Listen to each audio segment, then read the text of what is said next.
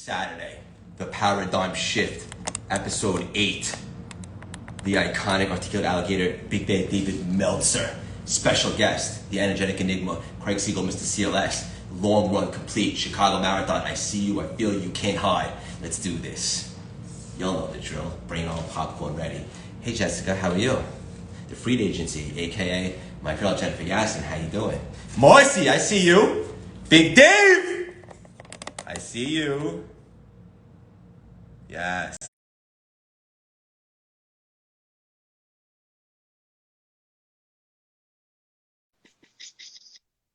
Go, boy! I can't hear you. Can you hear me now? Yeah, I can hear you. The connection's never been better. We're good, buddy. How you doing? I'm good. I'm excited to be here.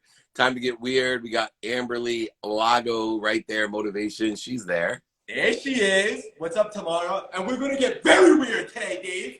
See, it's Saturday. I know a couple things are going to happen. I'm going to see your handsome face. I know we're going to manufacture some magic. I'm going to provide some value. Most importantly, we're going to have a lot of fun. I love you so much. How was your week? How you doing? And I had an amazing week. A lot of people were asking me what this was about. So if people are watching this paradigm shift, I know that. That's because you're the articulate alligator. That's what I tell them. Or the spiritual starfish. Or hey, well, we got to give Amberly a nickname too, maybe after today. there she is. She got fire going already. I see her. We're going to start with 2 minutes, so we're going to bring her on. All right. Are you ready to rock? I'm ready to roll. You said something this week that I absolutely loved that really caught my attention. You said there is no pursuit of happiness. Happiness is the pursuit. Absolutely, man. Too many people, they put their emotions on an outcome and they're never happy. And it's my friend Chris Gardner and Will Smith that did the movie Pursuit of Happiness that fooled everybody. I keep on telling them, switch the title of the movie because you are always happy when you're in pursuit. When you're enjoying the consistent, everyday, persistent, without quit pursuit of your potential, you are happy. You're making more money, helping more people, having more fun. I guarantee it. Too many people shift the paradigm of happiness. There is no more pursuing happiness. Happiness is the pursuit. I love it. You're an absolute fire, and I couldn't agree more. And that is a phenomenal movie. I know you and I, we always love stuff based on true stories. Another thing that you said this week, Dave, that I absolutely loved is you were talking about how people should and how they actually do handle rejection. This is a big thing because rejection is a part of life. How would you suggest for the audience to handle rejection? Well, you know what? I'm in a race right now. I'm in a race for lessons. And if you're in a race for lessons, then you go ahead and embrace every single rejection in order to facilitate what we're supposed to learn, but also to maximize two things: finding and attracting, seeking and attracting people with not only open minds like you and Amberly, but also with open hands, people who are giving and receiving. See, when your hands are like this, you give and receive. So we're looking and seeking and attracting people with open minds and open hands. Yes. Love it. Just when I thought you couldn't get them all five. What's up, Rachel? Big Dave. Also, you talked about awareness, the third eye. This will be the last one that we'll bring Amberly on. What do you mean by the third eye? I know awareness is huge. Tell us what you mean. Well, you know what? I actually started looking at this in sports, especially running backs, quarterbacks, and punt returners. As they moved around with 11 players on the other team, 10 other players on their team, it was weird as if they sensed where to move before it happened. How can a quarterback sense someone behind him? There's no way he's hearing footsteps, especially in the professional capacity. It's a third eye, right? We actually are aware via our vibration. See, you can only be aware of that which vibrates equal to or less than you. So those people, like running backs and quarterbacks that have elevated their awareness, actually are aware of more things that our natural senses cannot determine. Our eyesight, our nose, our smell, our taste, and our touch. You actually have a sense that actually is more accurate, actually is more powerful, carries a bigger spectrum and a higher frequency, and that is your third eye or your awareness. Dave, do you know a good surgeon? Because you're going to have to surgically remove the smile from my face. When you go on, let's bring Amberly on. Amberly, you ready for us, girl? Are you ready for us? Where is she? She left. She was disappointed in us. Never. Open your mind, open your eyes. Be in a race for lessons. That's what I'm talking about. Good morning, Colleen. We're having a terrific morning. All right, here we go. That's right, Jennifer Yassin. Carry it. Yeah! Oh, you got my memo about the hat. Look, Amberly got the memo about wearing a hat. You blew it, Craig. Yeah. Oh no. And I don't know, there's a pretty amazing gun show going on over there. People are in the comments saying, I love the eye candy. I know they're talking about us, Amberly. They're not talking about the handsome guy above me. I'm definitely talking about Amberly, that's for sure. For sure. So excited to connect with you here today. I'm doing great. You know what? I saw you guys on here and I was like, okay, good thing I wore a hat. And then I've got a pull-up, a chin-up bar on my door over here. I went and did a couple of pull-ups just to get like pumped up for this. Yeah. Aubrey Marcus used to have a trampoline right next to his desk. And every time before an interview, he'd do like 100 jumps on his trampoline and get all fired up. I love it. You don't think I just conquered my long run and then banged out a set of push-ups to look good for you guys? Of course I did. Introduction she deserves. Oh, me? Yeah. Oh, give Amberly an introduction. She needs no introduction. She is an amazing speaker, inspirational person that just changes lives. She's on the same mission that I am, to empower over 1 billion people to be happy, to help people make money, help people have fun in their lives. Most importantly, is she's one of the kindest people I know. I know we don't talk about that a lot in bios, but I will tell you that ever since I met her and watch her videos and see the things that she's doing, one thing resonates with me is she's extremely kind. And I think people really are attracted to her sincere kindness, that she's here to be of service and of value to others. Oh, well, thank you. I'm telling you guys, I've been watching you and I think when I first reached out to you, Craig, I was like, I love your energy. And of course, David, you know, I'm a huge fan. Huge fan. I'm always checking out your lives and everything you do. So I'm so excited to be here with you. I have a great feeling that right after this, we're going to work on some other stuff because I want to do some more things with you. But let's dive right in because I want the audience to get familiar with you. I'm going to jump right in. You ready for me? Let's do it. Let's have some fun. Okay. So I was doing some homework, of course, as I am, because I'm such a fan. And I saw you talking about how gratitude is alchemy. A lot of people may not be familiar with that word alchemy. What does that concept mean, gratitude is alchemy? Oh, it changes your life. It changes what you can't do into what you can do. It really gets you focused on the blessings. It's so important in order to be resilient, to really pay attention what you're putting your focus and your energy on. And so when you are in a place of gratitude, and I start my day with gratitude every morning, and this morning y'all were on the top of my gratitude list to get to be here with you. But it really gets you focused on all the blessings and all the things you have in your life instead of focusing on what you don't have. And I think it's important in order to feel good and to do good in the world. Yeah, and also just something as simple as like I had to go for a long run this morning because I'm training for the Chicago Marathon, but I didn't have to, right? I get to go for a long run, even just something as simple as that. I love that you said that. Yeah. And For sure. And you know, I just got back from Florida. It was my first in-person event since we went into the pandemic. And the gratitude that everyone had there just to be with each other after being so long, kind of being locked down. I mean, in California, we've been pretty locked down. It was so incredible. And I think that everybody's perspectives have been shifted. And I think one of the quickest and easiest things that you can do if you're feeling bad or if you're feeling anxious or you're feeling like, I don't really want to work out, is you can focus on gratitude. Just gratitude that you can, instead of saying, oh, I have to work out. You're like, I get to work out, or I get to travel, because I didn't always think that way, and it changed my life. Let me add one thing too. You know, I believe in an unwinding routine, and gratitude is part of my unwinding routine. Not only to put my body into a position to recover by having no alcohol, no drugs, no caffeine, no negative energy in my body before I actually get to the conscious, subconscious, and unconscious continuum, which I define as sleep. But so many people think about waking up and being gracious. But I would encourage everyone, even more powerful, is to program your body, mind, and soul to attract and to assess all the downloads that you receive while you're sleeping, to remind yourself before you go to bed what you're so grateful for, so that you get the 6 to 8 hours of natural subconscious and unconscious programming that is the easiest gratitude, and it's the easiest recharge you can get.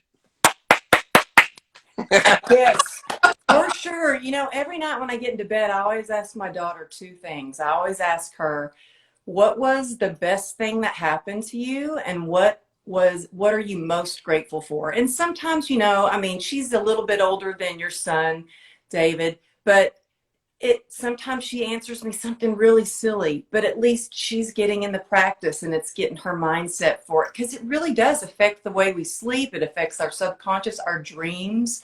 So instead of getting in bed with your phone or you know, looking at your iPad or whatever, I think it's so important to turn your devices off and really get in that place of gratitude and also prayer for me. Loves that. Dave, you want to fire away with a question for her?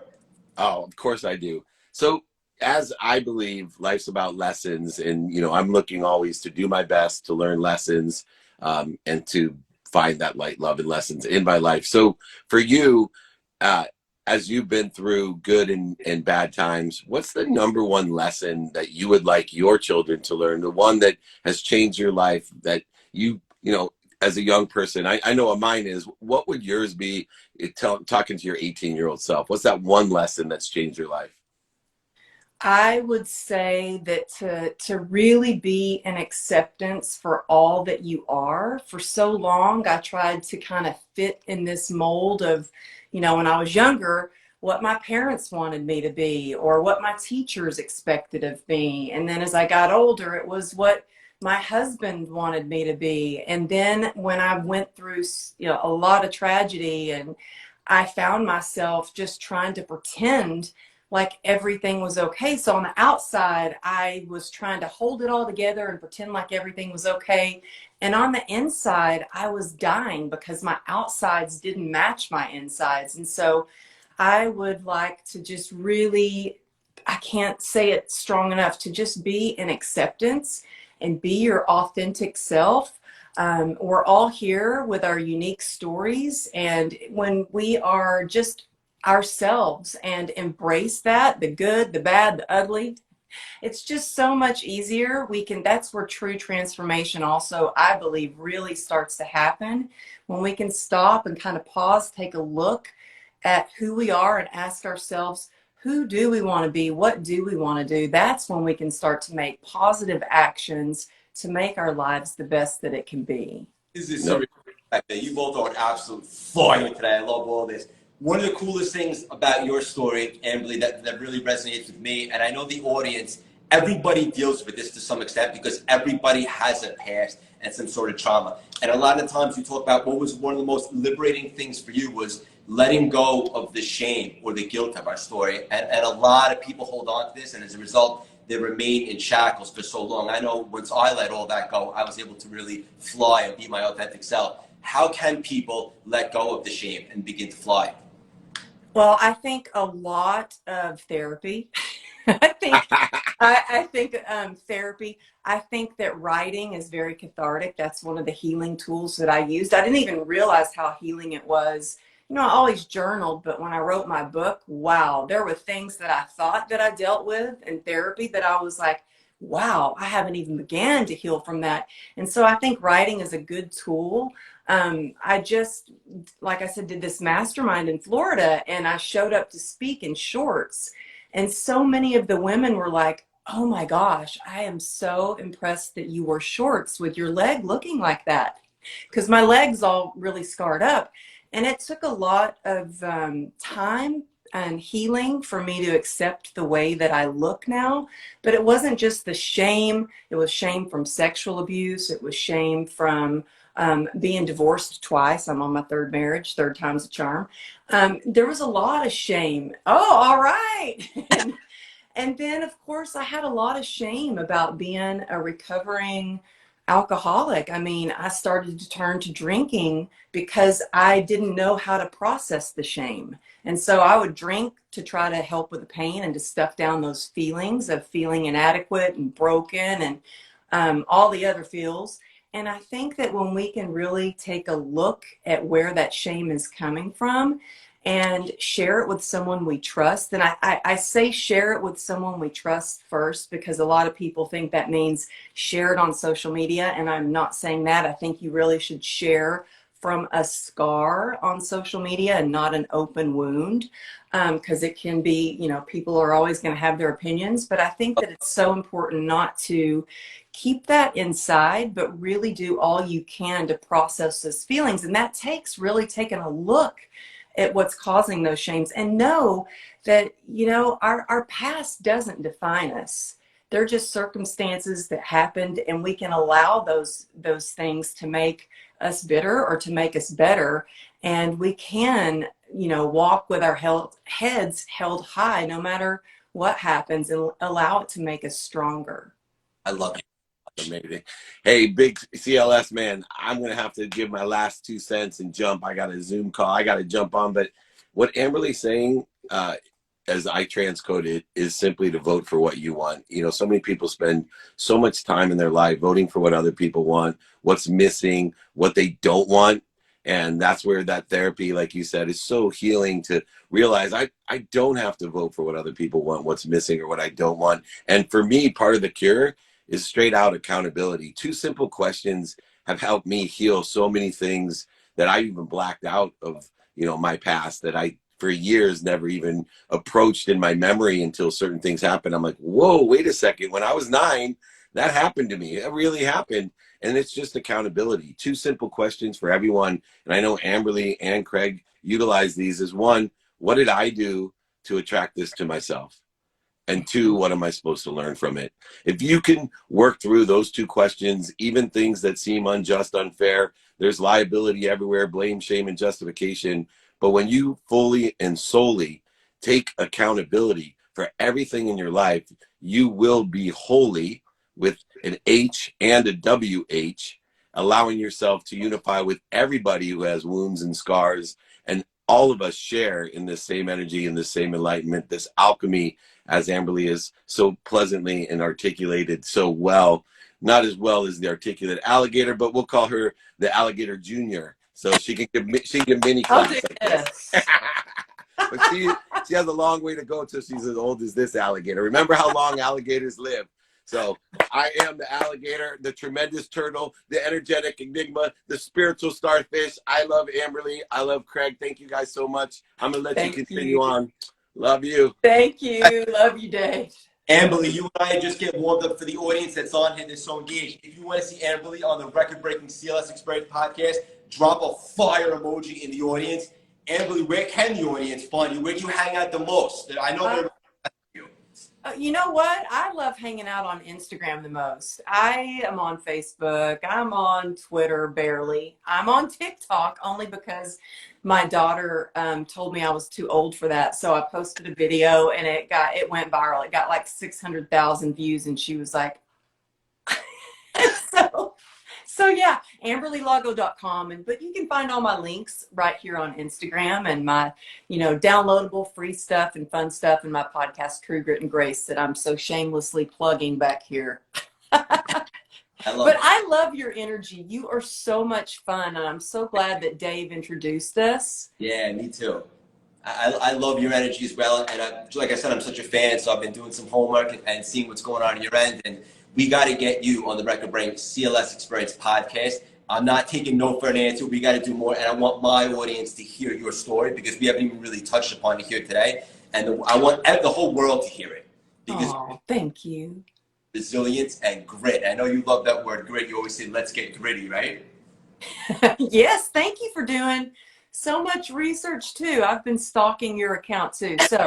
So yes, thank you. And I would be honored, absolutely honored to be on your show. And again, I'm just grateful to be here with you and your audience this morning. It's a little early here in Los Angeles, so it's a great way to start my day here with you. I love it. My girls on here, my team, Jessica and Alexandra, they're going to send you an email. We're going to book you to get on the experience. Amberly, leave the audience with one final gem. I would say that, you know, life is like a balancing act, and I don't even know if we ever quite get balanced. I think it's harmony, and it's about having the grit to push further than where you thought you could go to just keep moving forward. But it's also so much about the grace that we give ourselves and that we give others to do it with kindness. So I think that we all have this superpower of resilience